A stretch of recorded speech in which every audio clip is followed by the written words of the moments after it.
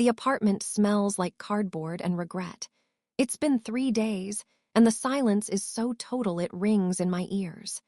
His side of the closet is a gaping hole. His ugly hiking boots are gone from the entryway. God, I even miss those stupid boots.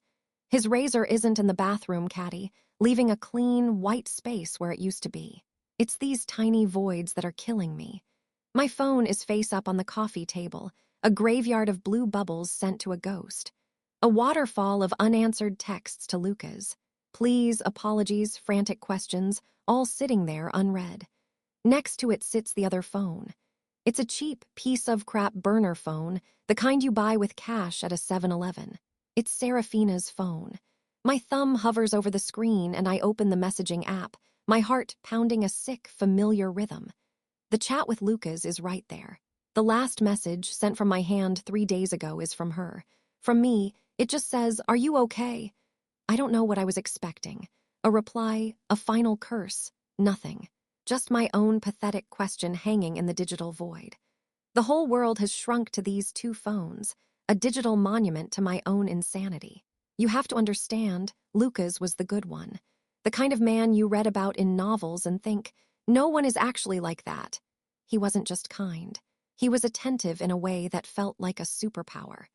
He remembered that I hated cilantro, that I always needed a glass of water on my nightstand, and that my favorite movie was a weird indie film I'd mentioned once, in passing, 3 years ago.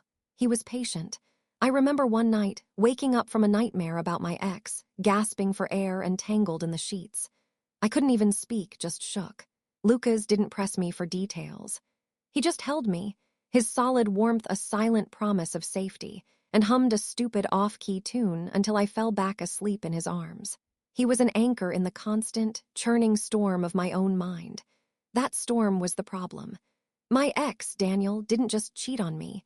He conducted a masterclass in psychological demolition. For over a year, he meticulously dismantled my reality, lie by lie.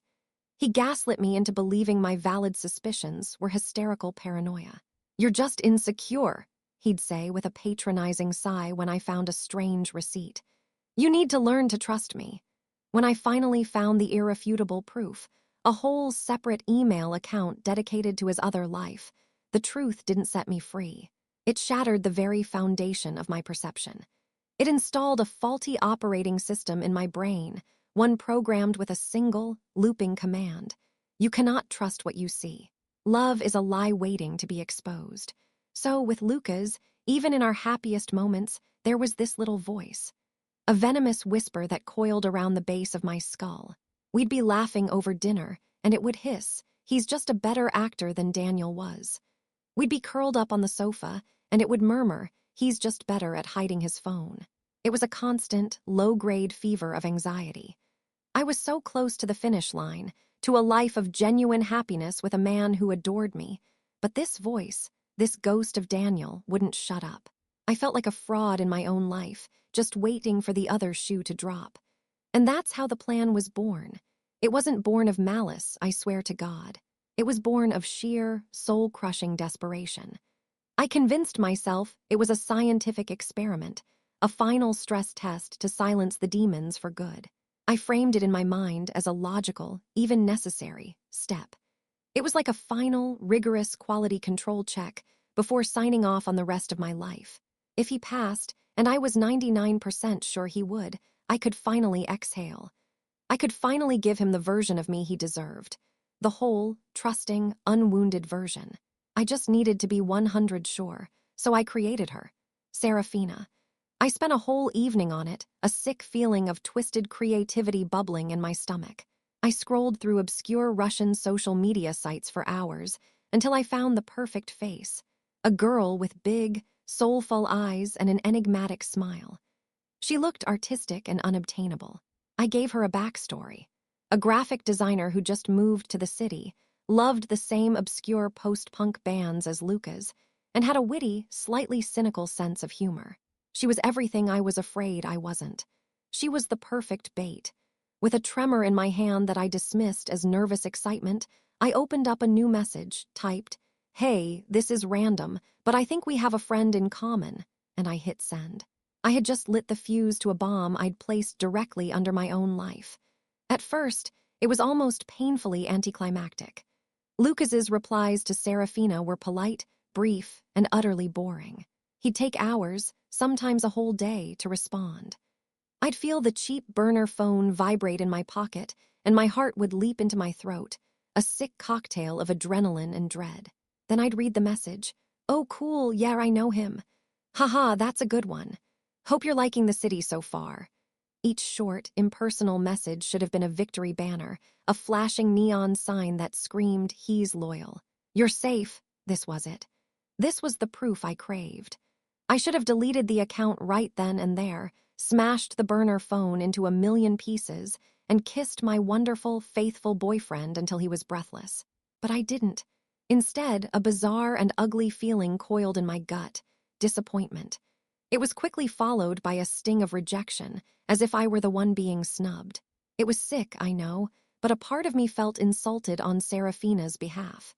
I'd spent hours crafting this perfect, witty, intriguing woman. Why wasn't he more engaged? The test immediately morphed into something else. It became a challenge, a perverse game. I needed him to engage, just a little more, to prove that Serafina was as compelling as I'd designed her to be. To prove that I was compelling. That's when I started to cheat. I began feeding Serafina inside information, weaponizing my own intimacy against him. For weeks, Lucas had been coming home stressed, rubbing his temples and sighing at his laptop. He was struggling with a complex data visualization project, feeling like an imposter. When I'd ask about it, he'd just mumble, "It's complicated." But he told Serafina everything. So one night after he fell asleep, I slipped into the bathroom, the cold tile a shock to my bare feet. Under the harsh vanity light, I spent 3 hours frantically Googling technical jargon and watching tutorials, my heart pounding with the illicit thrill of espionage. The next morning, Serafina casually sent him a message with a clever, insightful suggestion. That evening, Lucas came home buzzing for the first time in a month. "You won't believe it," he said to me, Aurora, his eyes shining. "This girl I've been chatting with online, Serafina, she's some kind of genius. She gave me this idea that totally saved my ass today." I had to physically bite my tongue to stop myself from screaming, "That was me!" and just forced a smile. Wow, that's great, honey. I was becoming a puppeteer in a deranged two-person play. By day, I was Aurora, his loving, increasingly quiet girlfriend. The mental gymnastics were draining me.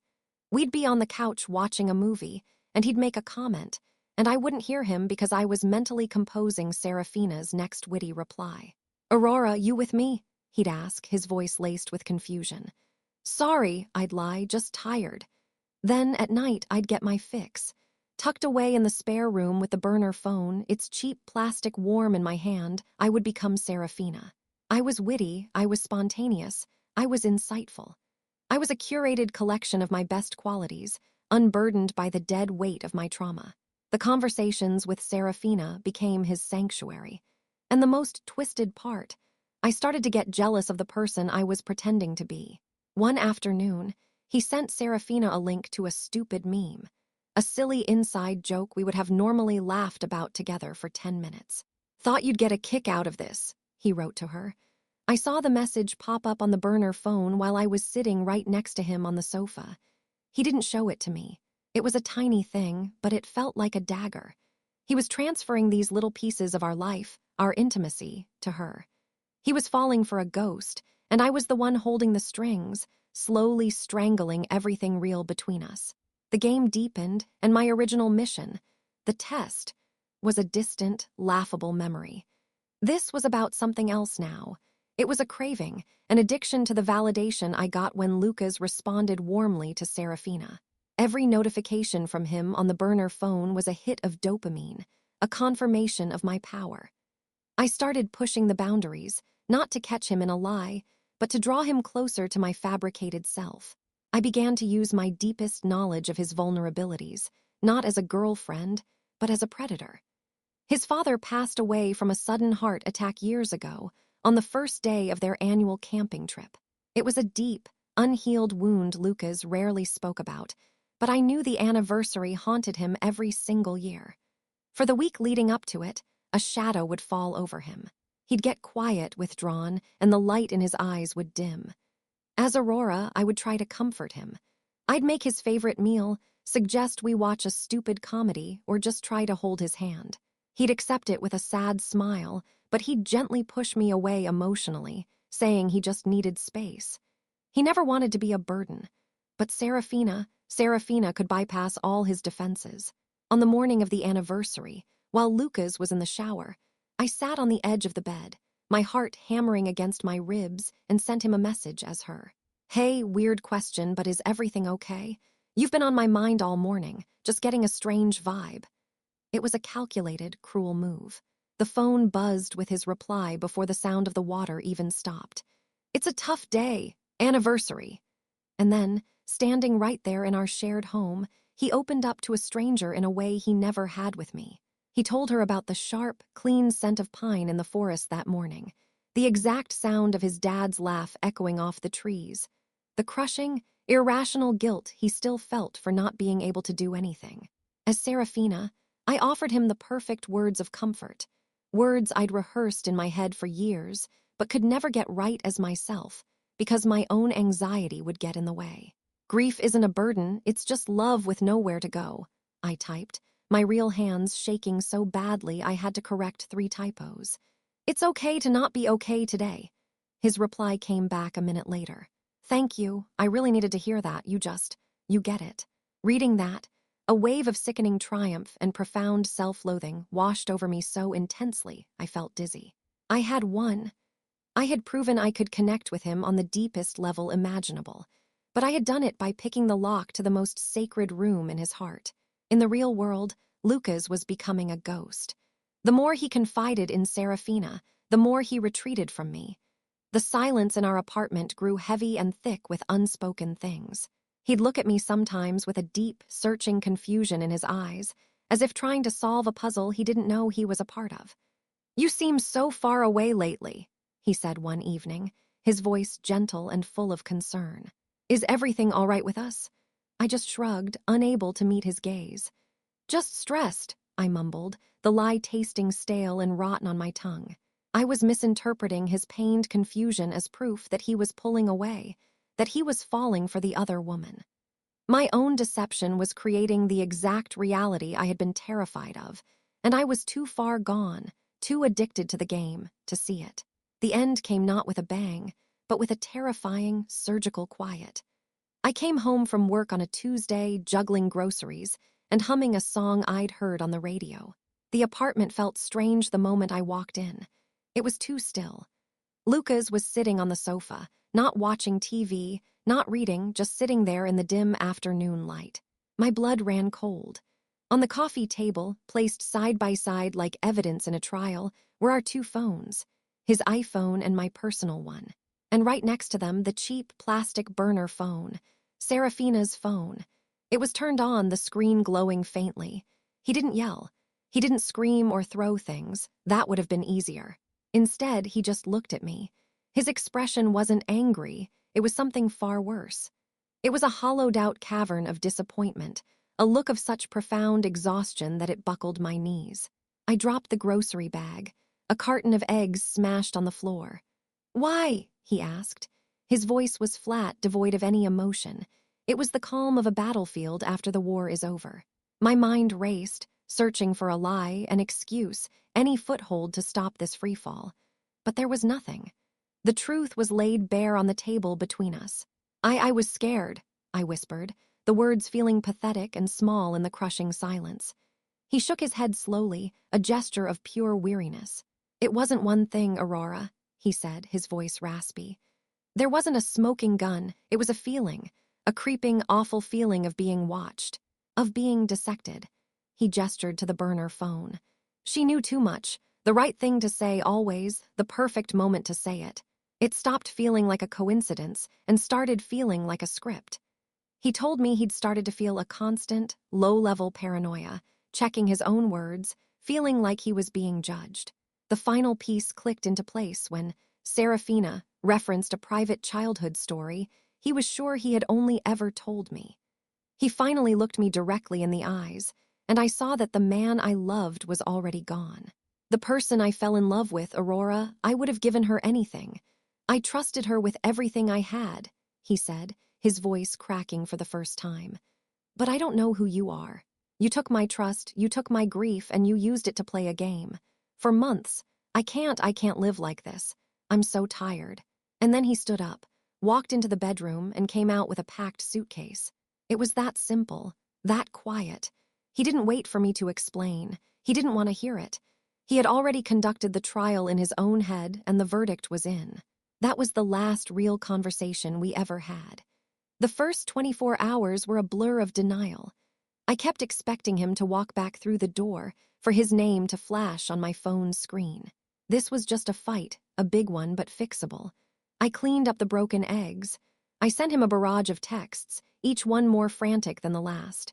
But by the second day, when his side of the closet was empty and his toothbrush was gone, the reality began to set in like a paralyzing frost.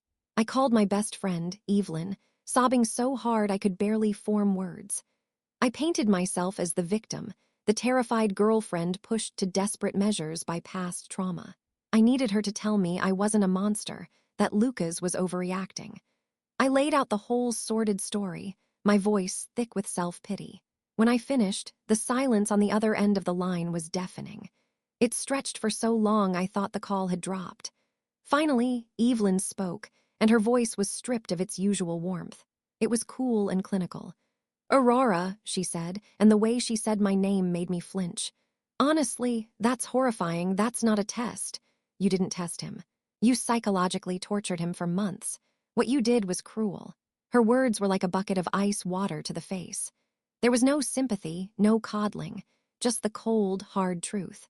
It was the first crack in the fortress of self-deception I had built around myself. I hung up the phone, my entire body trembling. Later that night, in a daze of grief, I started packing up the last few things he'd left behind. A stray t-shirt, a couple of books. Tucked inside one of them, used as a bookmark, was a creased piece of paper. It was a receipt from a jewelry store downtown, dated 3 weeks ago.